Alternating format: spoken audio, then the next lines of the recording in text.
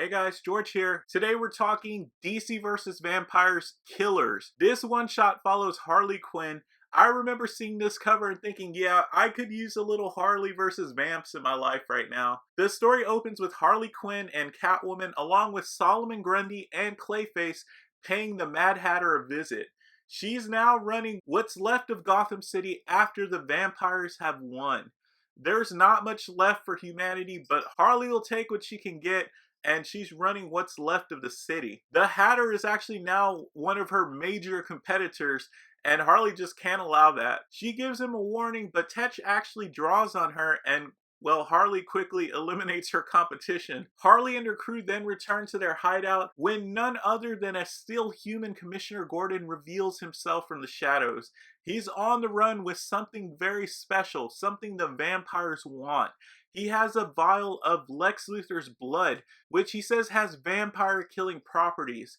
He wants her to find a way to get that vial out of Gotham and to the human resistance. Harley isn't having it and tells Gordon go when they're interrupted by the Scarecrow, and he's joined by Mr. Terrific and the other vamps, and they want Gordon. Harley only narrowly escapes with her friends, but she's unable to save Gordon, who is turned over to the vamps. Later, we see Harley arrive at Arkham Asylum, where her and Selina Kyle now stay.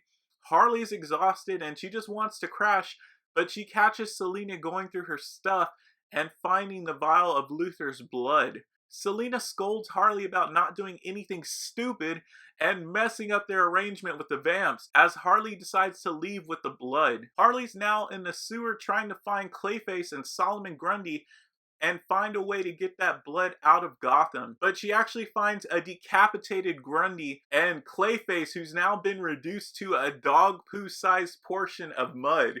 He tells her it's too late, they took their boat, and she needs to escape. Mr. Terrific and Dr. Midnight ambush her, but she manages to stake them and escape. She returns to Catwoman, but it's too late for her too. She's been turned into a vampire, and she actually bites Harley. But Selina's expression says it all when she immediately succumbs as Harley informs her she injected Luthor's blood into herself, and whatever vampire killing properties were in his blood are now in hers. The issue ends with Harley setting out into the vampire infested world to fight back against the vampire menace in whatever way she can. This issue was a one-shot story, and I actually look forward to seeing where this story fits into the larger DC versus vampires narrative.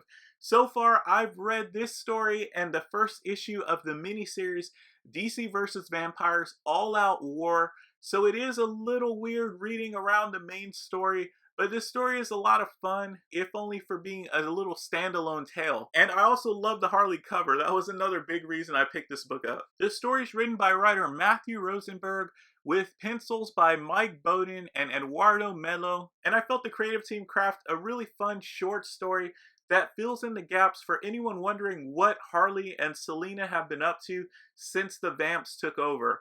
Rosenberg definitely has an ear for Harley, and I was laughing at a lot of her interactions. I especially loved when she confused what was left of Clayface with a small pile of dog poo. The story flew by, but there was a lot of fun Harley banter packed into these pages. So I really need to read the main series so I can understand just how powerful each vampire is. Vamps like Mr. Terrific and Dr. Midnight are able to easily dispatch powerhouses like Solomon Grundy and Clayface. I'm just wondering why.